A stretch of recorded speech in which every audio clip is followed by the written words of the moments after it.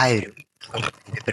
SC. So இது வந்து ஒரு ஆல் டாபிக் சீரீஸ் வீடியோ தான். ஸோ ஒரு 10 கொஷின், 10 கொஷினும் 10 டாபிக், ஓகேவா? இது நிறைய கொஷின் வந்து ஈஸி டு மாடரேட் லெவல் தான் இருக்கும். ஸோ அதனால் பிகினர்ஸ்க்கு ரொம்ப யூஸ்ஃபுல்லாக இருக்கும். இல்லை நான் ஓரளவுக்கு கவர் பண்ணிட்டேன் அப்படிங்கிறவங்க நீங்கள் 10க்கு 10 வாங்குறீங்களான்னு பார்க்காதீங்க, எவ்வளவு ஸ்பீடாக போக முடியுது அப்படின்னு சொல்லி பாருங்கள். நான் 10க்கு 10 கொஷினுமே போட்டுட்டேன் அப்படின்னா நீங்கள் வந்து ரொம்ப இது பண்ணிட்டீங்க அப்படிங்கிறது கிடையாது. எவ்வளவு ஸ்பீடாக போடுறேன் அப்படிங்கிறது தான் உங்களுக்கு பொறுத்த முடியும். அதுதான் ஒரு முக்கியமான விஷயம். 10 கொஷினை ஒரு 8-9 நிமிஷத்தில் போட முடிஞ்சிச்சு அப்படின்னா நீங்கள் ஓரளவுக்கு தரவாயிட்டீங்க அப்படிங்கிறத எடுத்துக்கலாம். ஓரளவுக்கு இந்த மாதிரி ஈஸி டு மாடரேட் லெவல் கொஷின்ஸுக்கு, ஓகேவா? ஸோ ஃபஸ்ட் கொஷின் பார்த்துடலாமா? A principal becomes ₹10,050 in 5 years at 5% rate of interest, find the principal. ஒரு அசல் 5 ஆண்டுகளில், அப்போ நம்பர் ஆஃப் இயர்ஸ் 5 வருஷம், 5% வட்டி விகிதத்தில், அப்போ ரேட் ஆஃப் இன்ட்ரெஸ்ட் 5%, ரூபாய் 10,050 உயர்கிறது எனில் அசல் எவ்வளவு? அதாவது ஒரு பிரின்சிபலு 5 வருஷத்தில் 5% வட்டியில் 10,050 மாறுதான். அப்போ இந்த 10,050 பிரின்சிபல் ப்ளஸ் சிம்பிள் இன்ட்ரெஸ்ட். ஏன் நான் சிம்பிள் இன்ட்ரெஸ்ட்னு எடுத்தேன்? காம்பவுண்ட் அப்படிங்கிற அந்த வார்த்தையே வரல, அதனால நான் சிம்பிள் இன்ட்ரெஸ்ட்டாக எடுத்துக்கிட்டேன். அப்போ இது ஒரு சிம்பிள் இன்ட்ரெஸ்ட் கொஸ்டின், ஓகேவா? இப்போ இந்த 10,050 பிரின்சிபல் ப்ளஸ் சிம்பிள் இன்ட்ரெஸ்ட். நமக்கு என்ன தெரியும்? Simple interest is equal to PNR/100 அப்படிங்கிறது தெரியும். அப்போ பிரின்சிபல் ப்ளஸ் சிம்பிள் இன்ட்ரெஸ்ட், அப்போ என்ன செய்யணும்? Principal plus PNR/100 is equal to 10,050, ஓகேவா? அந்த 10,050ங்கிறதுல பிரின்சிபலும் இருக்குது, சிம்பிள் இன்ட்ரெஸ்ட்டும் இருக்குது. இப்போ எனக்கு என்ன தெரியும்? நம்பர் ஆஃப் இயர்ஸ் 5ங்கிறது தெரியும், ரேட் ஆஃப் இன்ட்ரெஸ்ட்டு 5% தெரியும். அது ரெண்டையும் 5 × 5 சப்ஸ்டியூட் பண்ணிடுறேன். இப்போ அதை வச்சு கேன்சல் பண்ணுறேன். 2 × 5 0, ஓகேவா? அது 5னா 4 5 20, ஓகே. இப்போ இந்த இதை நான் எல்சிஎம் எடுத்தேன் அப்படின்னா 4p + 1p divided by 4 is equal to 10,050. அப்போ 5p இஸ் ஈக்குவல் டு 10,050 × 4. இந்த 4 இங்கிட்டு கொண்டு வந்துட்டேன். அப்போ கேன்சல் பண்ணேன் அப்படின்னா 2 0 1 0ன்னு வரும். அப்போ p இஸ் ஈக்குவல் டு 2010 × 4, 2010 × 4 0 4 0 8. அப்போ 8,040 அப்படிங்கிறதா என்னோட ஆன்சர். 8,040, ஆப்ஷன் பி 8,040 அப்படிங்கிறத என்னோட ஆன்சர். அடுத்த கொஸ்டின் ஒரு ரேஷியோ ப்ரொபோர்ஷன், ஒரு ரேஷியோ சம் தான். A/B கொடுத்துருக்காங்க, B/C கொடுத்துருக்காங்க, A/B/C என்னன்னு சொல்லி கேட்குறாங்க. அப்போ நான் ஃபஸ்ட்டு ABCன்னு எழுதிக்கிறேன். AB வரிசையாக தான் இருக்குது, அப்போ 2 Aக்கு நேராக, Bக்கு நேராக 3, BC இங்கேயும் வரிசையாக தான் இருக்குது, Bக்கு நேராக 4, Cக்கு நேராக 5, இதுக்கு பக்கத்தில் இருக்கிறது 3, இங்கே பக்கத்தில் இருக்கிறது 4, அப்படியே போட்டுக்கிட்டே இப்போ மல்டிப்ளை பண்ணுறேன். 2 நாளாக 8, 3 நாளாக 12, 3 × 5 15. இதில் ஏதாவது கேன்சல் பண்ண முடியுமா? முடியாது. அப்போ 8:12:15ங்கிறத A/B/C. என்ன கேட்டிருக்காங்க? A/B/C தான் கேட்டிருக்காங்க. ஏன்னா சப்போஸ் ஃபைனல் ஆன்சரில் B/A/Cன்னு மாற்றி விட்ருவாங்க. அதனால் எல்லாத்தையுமே கவனமாக வச்சுக்கணும். இங்கே AB தான் இருக்கா, இங்கே BC தான் இருக்கா, இங்கே A/B/C தான் கேட்டிருக்காங்களா, நம்ம A/B/C தான் கண்டுபிடிச்சிருக்கோமா, எல்லாத்தையும் கவனத்தில் வச்சுக்கணும். ஸோ 8:12:15, ஆப்ஷன் A 8:12:15ங்கிறத நம்மளுடைய ஆன்சர். அடுத்த question, the side of a square is increased by 20%. what percentage increase in its area? ஒரு சதுரத்தின் பக்கம் 20% அதிகரிக்கப்பட்டால் அதன் பரப்பளவு எத்தனை சதவீதம் அதிகரிக்கும்? அதாவது இது ஒரு சதுரம்பா. இந்த சதுரத்தினுடைய பக்கம் ஃபஸ்ட்டு 100ன்னு இருந்துச்சுன்னா இப்போ 120 மாறிடுச்சு. அதான் 20% அதிகரிக்கப்பட்டால் அப்படிங்கிறதுனுடைய அர்த்தம் அதுதான். அப்போ 100 120 மாறிடுச்சு. அப்போ அதனுடைய ஏரியா, பரப்பளவு எவ்வளவு சதவீதம் அதிகரிக்கும், எவ்வளோ சதவீதம் இன்க்ரீஸ் ஆகும் அப்படிங்கிறத நமக்கு கேள்வி. ரொம்ப சிம்பிள். 100ன்னு நான் எடுத்துக்குவேன். இது வந்து ஸ்டாண்டர்ட், நான் உங்களுக்கு புரியறதுக்காக இதை மென்ஷன் பண்ணேன். ஸ்டாண்டர்டாக அப்படி எடுத்துக்குவோம். ஃபஸ்ட்டு 100ங்கிற மாதிரி ஏரியா இருக்குப்பா. இப்போ என்ன ஆயிடுச்சு? 20% அதிகரிச்சுன்னா 120 டிவைடட் பை 100 × 120 டிவைடட் பை 100, அவ்வளோதான். இப்போ இதுக்கு என்ன ஆன்சர் வருதோ அதில் நான் 100 கழிச்சு விட்டேன்னா எனக்கு எவ்வளோ பர்சன்டேஜ் இன்க்ரீஸ் ஆயிருக்குங்கிறது தெரிஞ்சிருக்கும். இந்த 100 இந்த 100 போயிடும், இங்கே ஒரு 0 இங்கே ஒரு 0 இங்கே 2 0 போயிடுச்சு. அப்போ 12 × 12, 12 × 12 என்னது? 144. அப்போ 144% மாறி இருக்கும். அப்போ எத்தனை சதவீதம் அதிகரிச்சிருக்கு? ஃபஸ்ட்டு 100ன்னு எடுத்துக்கிட்டா இப்போ 144, அப்போ 44% இன்க்ரீஸ் ஆயிருக்கு. அப்போ 44%, ஆப்ஷன் சி அப்படிங்கிறது தான் நமக்குரிய ஆன்சர். அடுத்த கொஸ்டின், இந்த HCF of 2 numbers is 2. அப்போ HCF 2 நம்பர் ஏபின்னு எடுத்துக்கிறேன்ப்பா. அந்த 2 நம்பரை, அந்த 2 நம்பருக்கும் HCF பார்த்தா 2ன்னு வருதான். எல்சிஎம் பார்த்தேன்னா, எல்சிஎம் அந்த ஏபிக்கு எல்சிஎம் பார்த்தேன் அப்படின்னா 28ன்னு வருதான். இப்போ ஏதோ ஒரு நம்பர் ஏவோ பியோ, ஏன்னு நான் எடுத்துக்கிறேன், ஏதோ ஒரு நம்பர் 4ன்னு சொல்லி கொடுத்துட்டாங்க. அப்போ இன்னொரு நம்பர் அந்த பிங்கிறது என்னன்னு கேட்குறாங்க. நமக்கு நல்லா தெரிஞ்சு product of 2 numbers is equal to LCM of the 2 numbers into HCF of 2 numbers. அப்போ A × B அப்படிங்கிறது LCM of AB into HCF of AB. LCM of AB into HCF of AB. அப்போ நான் அப்படியே சப்ஸ்டியூட் பண்ணுறேன். Substitute பண்ணேன் அப்படின்னா ஏக்கு என்ன பிக்கு என்ன, ஏக்கு 4 பிக்கு பின்னே வச்சுக்கிறேன். எல்சிஎம் என்ன ஹச்சிசிஎஃப் என்ன, 28 8 28 28 2 28 2. இப்போ கேன்சல் பண்ணேன்னா இங்கே 2ன்னு வரும், இங்கே என்னன்னு வரும் 14. அப்போ இன்னொரு நம்பர் என்னது, அந்த இன்னொரு எண் என்ன அப்படின்னா 14. இன்னொரு எண் என்னது 14. அப்போ ஆப்ஷன் பி 14 அப்படிங்கிறது நமக்கான கரெக்டான ஆன்சர். அடுத்த question, A can do a piece of work in 20 days. ஏ ஒரு வேலையை 20 நாட்களிலும் பி அதே வேலையை 30 நாட்களிலும் செய்து முடிப்பார்கள். இப்போ ஏ 20 நாளில் செஞ்சு முடிப்பார், பி அதே வேலையை 30 நாளில் செஞ்சு முடிப்பார். இருவரும் சேர்ந்து அந்த வேலையை செய்ய எத்தனை நாட்கள் ஆகும்? இருவரும் சேர்ந்து செஞ்சால் எத்தனை நாட்கள் ஆகும்? அப்போ 1/20 1/30 எல்சிஎம் எடுத்தால் 60ன்னு வரும்.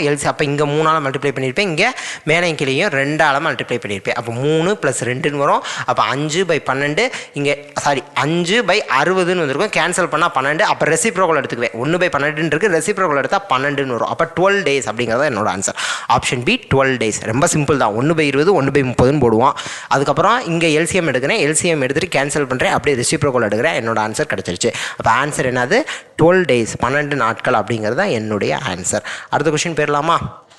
HCF ஆஃப் 16 24 36 என்ன? ஃபஸ்ட்டு 2 போடுவோமா? 8ன்னு வரும், 12ன்னு வரும். இங்கே 1னா இங்கே 16னா 8 2 சார் 16. ஓகேவா? திருப்பி 2ஆல் போகலாம். அப்போ 4 2 சார் 8, 6 2 சார் 12, 9 2 சார் 18. அதுக்கப்புறம் போகுமா? 2ஆலையும் போகுது, 3ஆலையும் போகும். அப்போ HCFங்கிறது 2 × 2 4 அப்படிங்கிறத HCF. HCF என்னது? ஆப்ஷன் டி 4 அப்படிங்கிறது தான் என்னுடைய HCF. ஓகேவா? அதுக்கப்புறம் x/y = 3/5 சொல்லியிருக்காங்க. அப்போ இதனுடைய மதிப்பு என்ன, இதனுடைய வேல்யூ என்னன்னு கேட்குறாங்க. அப்போ எக்ஸுக்கு பதில் அப்படியே 3 சப்ஸ்டியூட் பண்ணலாம், ஒய்க்கு பதிலாக 5 சப்ஸ்டியூட் பண்ணலாம். என்ன கேட்குறாங்க? 3x + y டிவைடட் பை, இங்கே இஸ்ட்டுன்னு கொடுத்துருக்காங்க, நான் டிவைடட் பைன்னு எழுதிக்கிறேன், அவ்வளோதான். 5x - y. அப்போ 3 × எக்ஸுக்கு பதிலாக 3 சப்ஸ்டியூட் பண்ணுறேன். அப்போ 3 × 3 9ன்னு மாறும். ப்ளஸ் ஒய்க்கு பதில் 5 சப்ஸ்டியூட் பண்ணிடுவேன். டிவைடட் பை 5x - y வா, 5 × 3 15. எக்ஸுக்கு பதிலாக 3, 5 × 3 15 -5. அப்போ மேலே என்ன வரும்? 14ன்னு வரும், கீழே 10ன்னு வரும். அப்போ 7/5 அப்படிங்கிறது என்னோட ஆன்சர். ஆப்ஷன் ஏ 7/5 அப்படிங்கிறது தான் என்னுடைய ஆன்சர். அதற்கு அடுத்த question, if a sum of money invested at compound interest. அப்போ இது ஒரு காம்பவுண்ட் இன்ட்ரெஸ்ட் கொஸ்டின். இது ஒரு compound interest question. Triples itself in 3 years. In how many years it will become 9 times it self.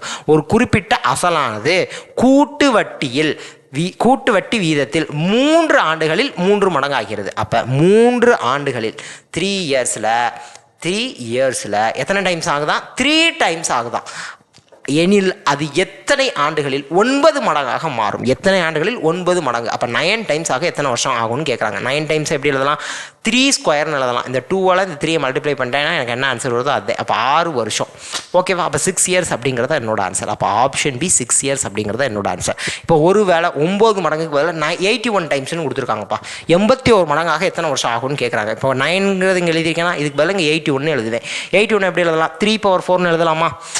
3². அப்போ இது ஒரு 9, இது ஒரு 9, 81 கரெக்டாக தானே? அப்போ 3/4ங்கிறது 81. அப்போ 4 × 3 12, 4 3 சார் 12. அப்போ 12 வருஷத்தில் அது 81 மடங்காயிரும். 12 வருஷத்தில் அது 81 மடங்காயிரும். அவ்வளோதான் கான்செப்ட். என்ன கொடுத்துருக்காங்களோ அதை இதோட ஒரு ஸ்கொயராக எழுதுகிறோம். கொடுத்ததோட ஒரு ஸ்கொயராக எழுதுகிறோம்.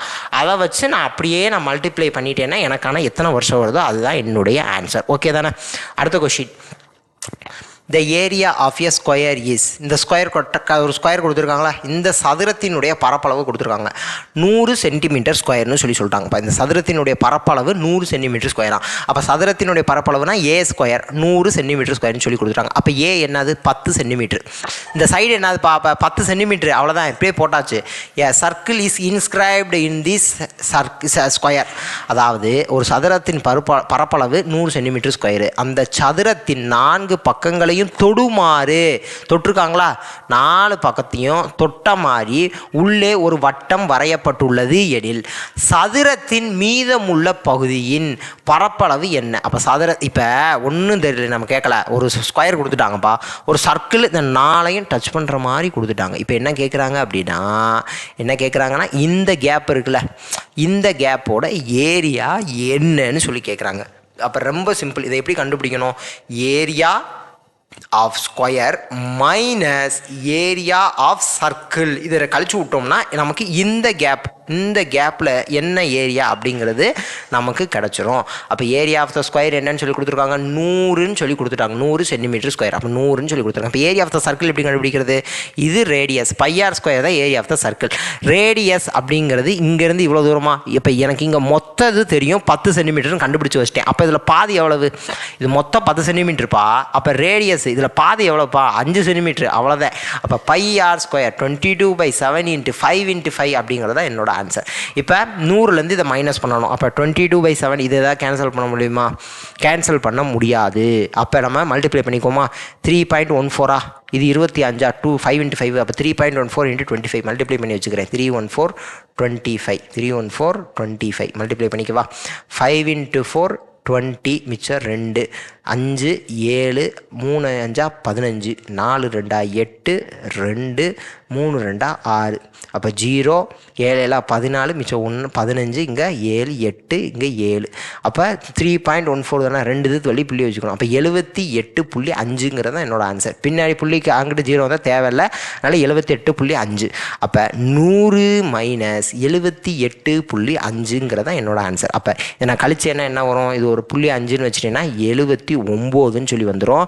79னா இன்னும் ஒரு இங்கிட்டு ஒரு 1 இருக்குது, அங்கிட்டு ஒரு 20 இருக்கா, அப்போ 21ன்னு வரும். அப்போ 21.5 சென்டிமீட்டர் ஸ்கொயர். ஏன்னா ஏரியாவில் அதனால சென்டிமீட்டர் ஸ்கொயர், எல்லாமே சென்டிமீட்டரில் தான் இருக்குது, இதுவும் சென்டிமீட்டரில் தான் இருக்குது.